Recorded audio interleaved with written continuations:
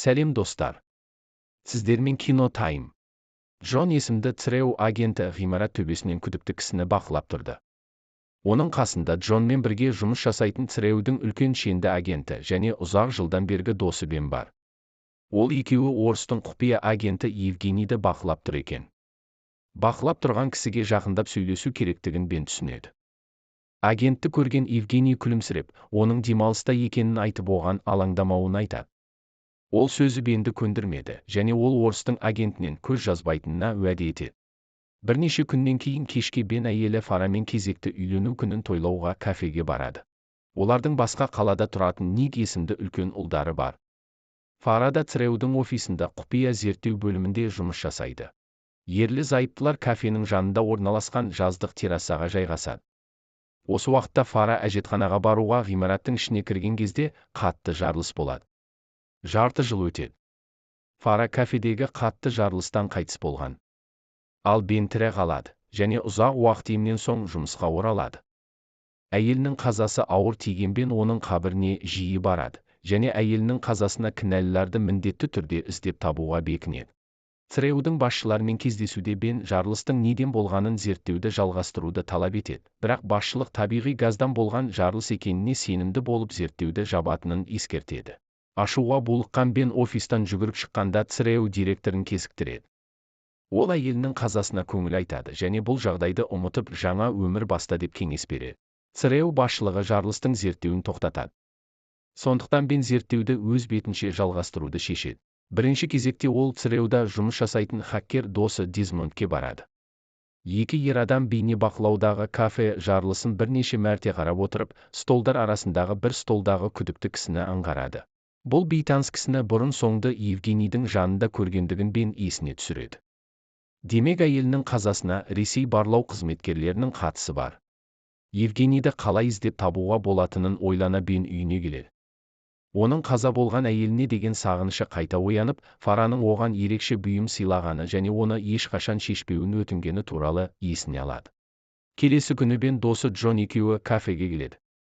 Досына Ресей барлау қызметкерлеріне деген күдігін айтады. Джоннан өзіне көмек беруін сұрайды, өйткені қалай болғанда да Евгенийді табуы керектігін айтады. Джон досына көмек беретінін айтады және екеуі сәлден соң кездесуге келіседі. Сонан кейін Бен Фараның жақын құрбысы Хитченспен жолығады. Бен әйелі туралы сұрай бастайды.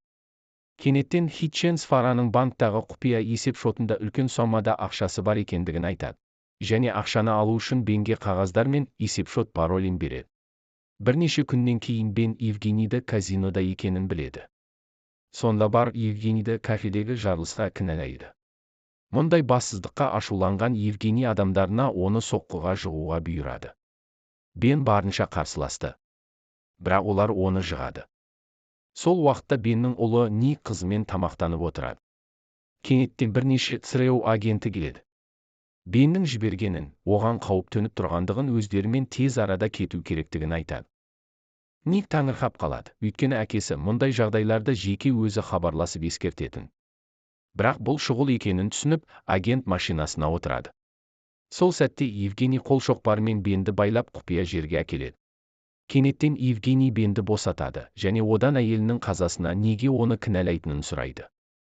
Бен кафедегі жарылыс жазылған флешканы алып, бейнежазбадағы Евгенийдің адамын көрсетеді. Орыс агент күрсінеді де, ол кісінің өзінде жұмыс жасамайтынын және оның жалдамалы адам өлтіруші болып кеткендігін айтады. Кенеттен ғимаратқа қарулы бірнеше адам басып кіреді де, оқ жаудырады. Атыс кезінде екі жақтан да бірнеше адам қаза болады. Ал Бен қашып шығады да Джонға хабарласады. Көп ұзамай Джон келіп Бенді машинамен алып кетеді. Оның тез келгеніне Бен таңданады. Джон жақын жерде жүргендігін айтады. Бен жолдасына ұлы Никке де қауіп төніп тұрғанын және оған қарайласуын сұрайды. Джон бұл туралы қарастырып, бірнеше агентті Никке жібергенін айтады. Көп ұзамай Джон досын шағын кемеге әкеледі. Осында ол қауіпсіз жерде болатынын уәде етеді. Сол уақытта ЦРУ-дің 3 агенті Никті ғимаратқа алып келеді. Жігіт әкесімен сөйлесу керектігін айтады, бірақ агенттер оның сөзіне құлақ аспайды да, жұлқылап ішке кіргізеді. Кемеде сөз барысында Джон Беннен Фараның қайтыс болар алдында оған бір зат берді ме деп сұрайды. Бенге болып жатқан жағдай күдікті көрінеді, және бұл оның жеке мәселесі екендігін айтады. Сонда Джон досын трюмге кіргізеді. Ол жақтағы қарулы жігіттерді көрген Бен оларды тәжірибелі өлтіргіштерге ұқсатады. Бұл жалдамалылар Джонға қызмет етеді, және Евгенийдің мекеніне шабуылдағанда осылар. Фараның қайтыс болар алдында не бергенін білу үшін жалдамалылар Бенді столға байлап, оны электр тоғымен қинай бастайды. Тез мойындату үшін Никті алып келуге Джон шығып кетеді. Ал жалдамалылар ары қарай Бенді қинайды. Жалдамалылардың басшысы Харн мысқылдап күледі де, Бенді арандату үшін кафедегі жарылысты өзі ұйымдастырып, Фараның қазасына себепкер екенін мәлімдейді. Онымен қоса оларға осындай бұйрық берген Цреудің беделді адамдары екенін айтады. Естігеніне сене алмай Бен абдырап қалады. Бірақ бар жайтты сұрастыруға үлгермейді, өйткені кеме тюрмына бетперде киген бейтаныс кісі кіріп келеді. Ол бірнеше жалдамалыларды атып тастайды да Бенді босатады. Бетперде киген бейтаныс кісі Кристина есімді әйел екен. Оны танымаған Бен Кристинаға таңырқай қарайды. Кристина Бенді босатады. Бен мен Кристина қарсыластарымен барынша төбелесіп, сыртқа қарай қашып шығады. Харн Бенге соқтығады, бірақ ол оны жығады да көлге қарай итеріп жібереді. Бен мен Кристина кішкене қайыққа отырып, кемеден алысқа қарай жүзіп кетеді. Кристина Бенді құпия баспанаға алып келеді, және ол Фараның құрбысы және серіктесі екенін айтады. Фараның Бенге берген ерекше бұйымының өте маңызды ақпарат жасырылған бөлменің кілті екенін айтады. Фара мен Кристинаның қолына Цреу директорының құпия ақпараттары мен жемқорлық сызбалары тигенін айтады. Және олар соны көпшілікке ашпақшы болған. Алайда мұны олар біліп қояды да Фараны өлтіреді. Енді олардың мақсаты сол компроматты тауып көзін жою. Құпия бөлмеге жеткен Бен оны ашуға бұйымды қолданады. Бөлме ішінен Кристина айтқан құпия ақпарат жасырылған ноутбукты табады. Цреу директорының үлкен жемқорлықтарының сызбасы мен параларын білген Бен өз көзіне өзі сене алмай қалады. Бар шындықты білген Бен Джонға хабарласады да, компромат жазылған ноутбукты ұлы Никке айырбастайтынын айтады. Келіспеген жағдайда бүкіл ақпаратты бұқаралық ақпарат көзіне беретінін мәлімдейді. Джон келіседі және екеуі кездесетін жерді белгілейді. Джон тағы сатқындық жасайтынын жақсы білген Бен Кристинадан көмек сұрады және Дезмондқа хабарласады. Егер өзіне оқыс жағдай болған болса, Цреу директорына қарсы компроматтың бәрін бұқаралық ақпарат құралдарына беруін өтінеді.